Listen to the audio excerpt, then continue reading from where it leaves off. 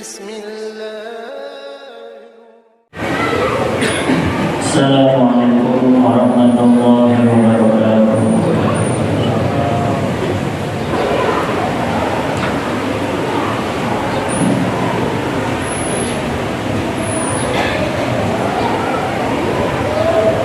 Alhamdulillahi rabbil alamin.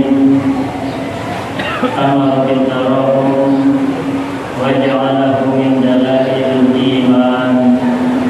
Asyhadu an la ilaha illallah wahdahu la syarika lah wa asyhadu anna Muhammadan abduhu wa rasuluhu la nabiyya ba'dah. Ar-rahmatul muhdah wan ni'matul musdah wa hadiyal insaniyah ila thayyibil qawim.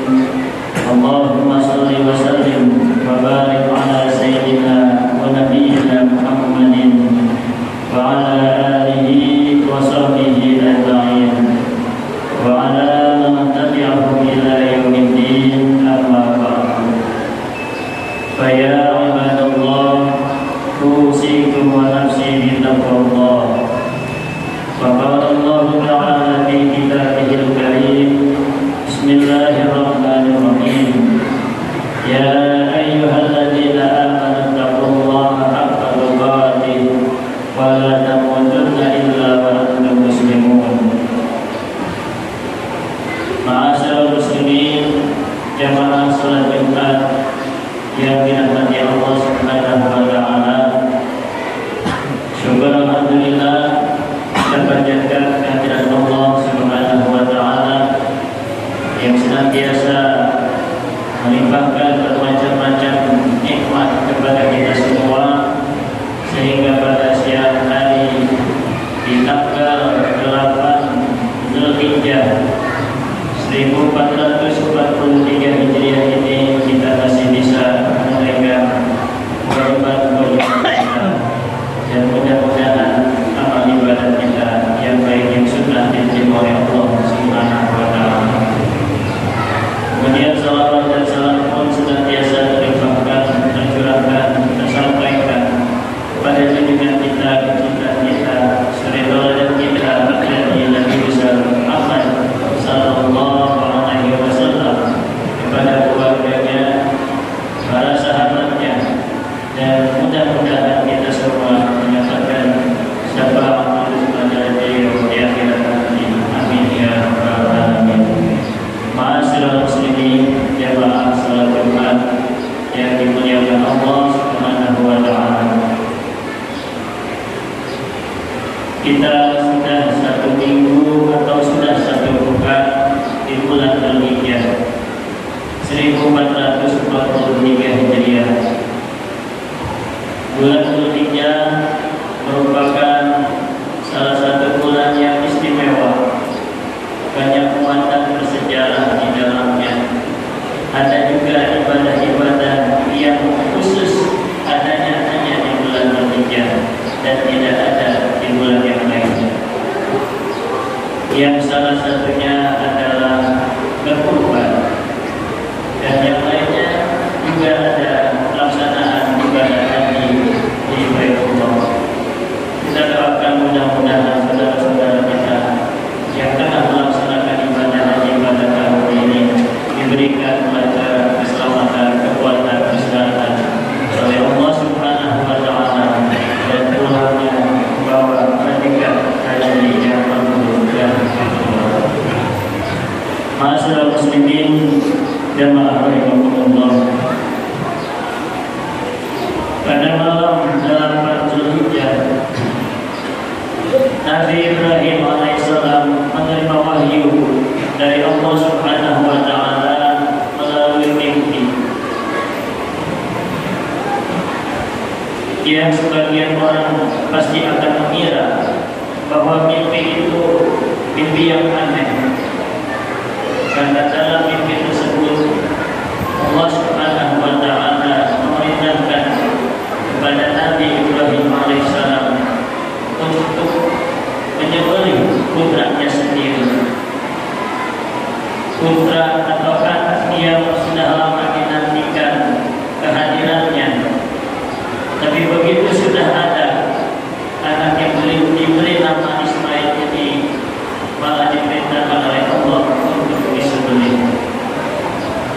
Salah satu hikmahnya barangkali ini adalah untuk menguji seberapa besar cintanya Nabi Ibrahim alaihissalam kepada Allah Subhanahu wa taala jika dibandingkan dengan anak yang lama dinantikannya. Tanggal 8 Zulhijjah ini pun disebut dengan hari Tarwiyah dan kita disunahkan untuk berpuasa di dalamnya. Maka selamat untuk berpuasa pada hari ini dan mudah-mudahan besok pun tanggal 9 Zulhijjah kembali kita bisa menunaikan puasa di dalamnya. Tanggal 9 Zulhijjah, Nabi Ibrahim alaihissalam semakin yakin bahwa mimpi yang dialami dari tanggal 8 itu memang benar-benar adalah wahyu dari Allah agar beliau menyembelih putranya, sehingga tanggal 9 Zulhijjah pun disebut dengan nama hari Arafah. Dan setelah yakin bahwa itu adalah benar-benar perintah dari Allah Subhanahu wa taala yang disampaikan melalui mimpi, maka di tanggal 10 Zulhijjahnya Nabi Ibrahim alaihissalam melaksanakan perintah tersebut, yaitu dengan menyembelih putranya yang bernama Ismail. Maka pada tanggal 10 Zulhijjah disebut dengan Yaumul Nahar atau hari penyembelihan. Dan peristiwa aneh itu terjadi atau boleh jadi kita sebut sebagai mukjizat ketika sudah dibalikkan Nabi Ismail alaihissalam yang ketika itu tentu masih kecil sudah siap akan dilakukan prosesi penyembelihan, maka Allah Subhanahu wa taala mengganti posisi Nabi Ismail alaihissalam dengan seekor kambing yang akhirnya yang tersembelih adalah kambingnya dan bukan putranya Nabi Ibrahim alaihissalam. Jamaah hadirin rahimahumullah, maka dari sejarah inilah kemudian muncul syariat berkurban yang kemudian dilanjutkan oleh Nabi kita yang Nabi Muhammad sallallahu alaihi wasallam. Dalam surat As-Saffat ayat 100 sampai ayat 101 diceritakan bahwa memang Nabi Ibrahim alaihissalam sangat menantikan kehadiran seorang putra, sehingga beliau selalu berdoa kepada Allah Subhanahu wa taala yang doanya ini pun diabadikan dalam surat tersebut tadi, yaitu As-Saffat ayat 100 dan 101. Rabbi habli minas shalihin, wahai Tuhanku, anugerahkanlah kepadaku anak yang soleh atau keturunan yang soleh. Maka kemudian Allah menjawab Nabi Ibrahim yang tadi saya membacakan, "Fabasyarnahu bighulamin halim." Maka kami beritahukan, kami berikan kabar gembira kepadanya bahwa akan lahir seorang anak yang penuh kasih sayang, yang penuh dengan kelembutan. Dan firman Allah dibuktikan dengan lahirnya Nabi Ismail alaihissalam yang kemudian dilanjutkan dengan anak yang kedua, yaitu Nabi Ishaq alaihissalam. Maka sebagai orang tua tentu kita entah bisa membayangkan atau bisa membayangkan bagaimana perasaan kita saat itu atau perasaan Nabi Ibrahim alaihissalam saat itu ketika sudah mendapatkan putra yang lama dinantikan, walaupun perintah disembelih. Tentu akan mengalami kesulitan juga ketika mimpi ini disampaikan oleh Nabi Ibrahim alaihissalam kepada istrinya. Bagaimana cara beliau meyakinkan terhadap istrinya bahwa Allah memang benar memerintahkan beliau untuk menyembelih putranya, yang tentu juga adalah putra dari istrinya tersebut. Tapi ini adalah keluarga yang soleh dan solehah, keluarga yang sangat mencintai Allah Subhanahu wa taala, keluarga yang siap berkorban apapun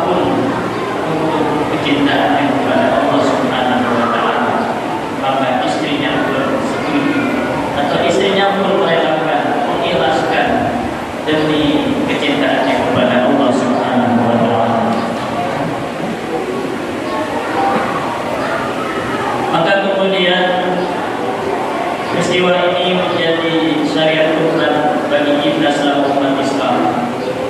Maka ibadah kurban ini pun tidak hanya sekedar ibadah untuk menyembelih beberapa hewan yang memang disyariatkan dalam agama kita saja, tapi hendaknya ada pelajaran-pelajaran yang bisa kita petik, yang bisa kita ambil dari peristiwa berkurban ataupun dari sejarahnya Nabi Ibrahim alaihissalam. Di antara pelajarannya yang pertama adalah beriman atau beragama pada dasarnya melawan hawa nafsu atau kesenangan yang ada di dalam hati kita sendiri. Karena setiap manusia tentu memiliki kecenderungan untuk mengikuti keinginan hawa nafsunya yang ingin melakukan hal-hal yang enak, hal-hal yang menyenangkan, bahkan tanpa batas, tanpa mempedulikan hal tersebut menyakiti, merugikan dirinya sendiri ataupun orang lain. Maka disinilah agama hadir untuk memberikan batasan-batasan. Agama hadir untuk melakukan pengaturan-pengaturan atau penertiban dalam kita mengikuti hawa nafsu kita. Sehingga dalam agama ada yang disebut dengan halal dan haram. Agama menentukan yang ini boleh dan tidak boleh, yang ini baik atau buruk. Maka kita pun diberikan akal oleh Allah Subhanahu wa Ta'ala untuk bisa memilih yang baik atau buruk, yang halal atau haram. Jamaah hadirin ma'asyiral muslimin rahimakumullah. Dalam kisah Nabi Ibrahim alaihissalam, kenikmatan tertinggi disimbolkan dengan memiliki anak. Bagaimana Nabi Ibrahim menantikan anak yang lama belum lahir. Begitu lahir, begitu sudah hadir anaknya, malah disuruh oleh Allah untuk disembelih. Tapi Nabi Ibrahim alaihissalam berhasil mengalahkan hawa nafsunya, kecintaan kepada putranya dengan mengikuti perintah Allah Subhanahu wa Ta'ala.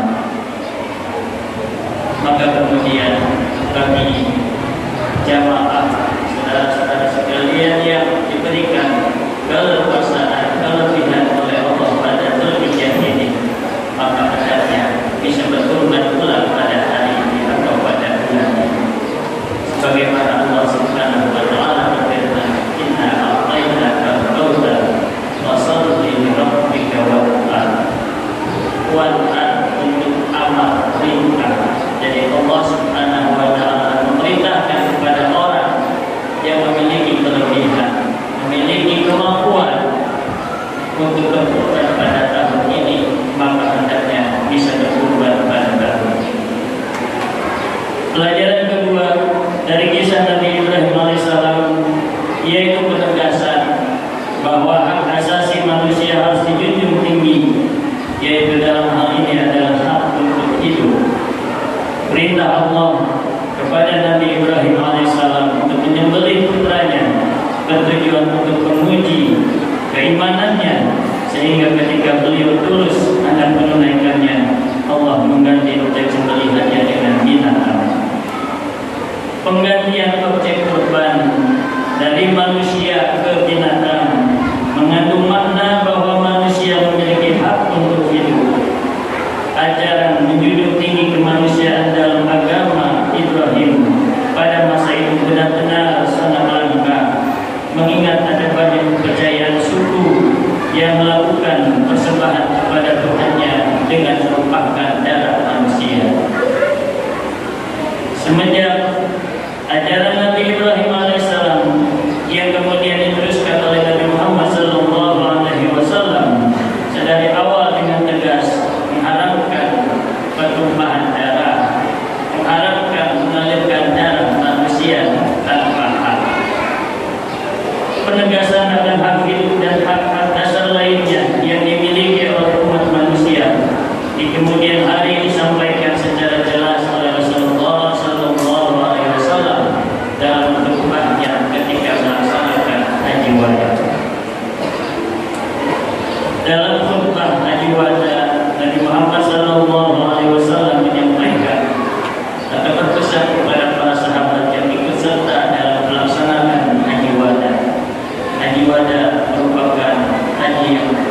terakhir dilakukan oleh Rasulullah SAW bersama para sahabatnya. Dalam khutbah tersebut Nabi Muhammad SAW menyampaikan bahwa jiwa, harta, dan harga diri manusia memiliki kemuliaan yang tidak boleh dihilangkan oleh siapapun. Dalam sabdanya Nabi Muhammad SAW menyampaikan, wahai sekalian manusia, dengarkanlah perkataanku.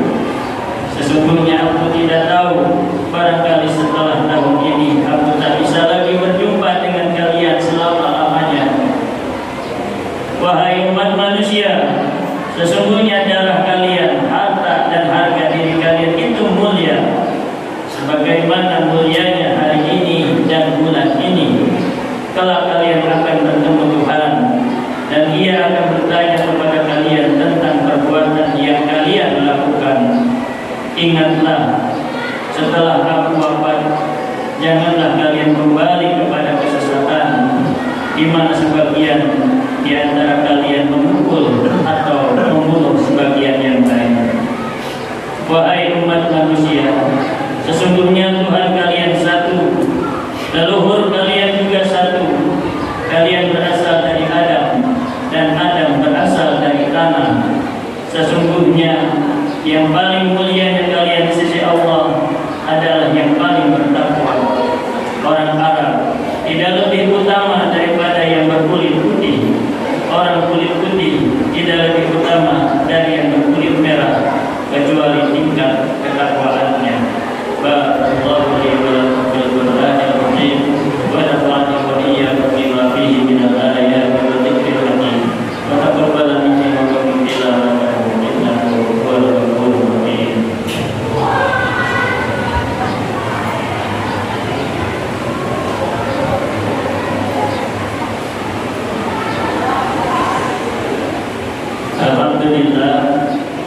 Alhamdulillahi ala ihsanih, wa syukran lahu ala taufiqih wa imtinanih.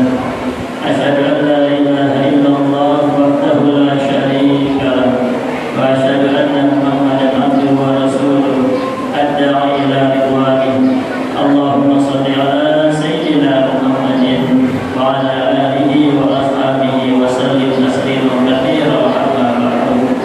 Fa ya ayyuhan nas ittaqu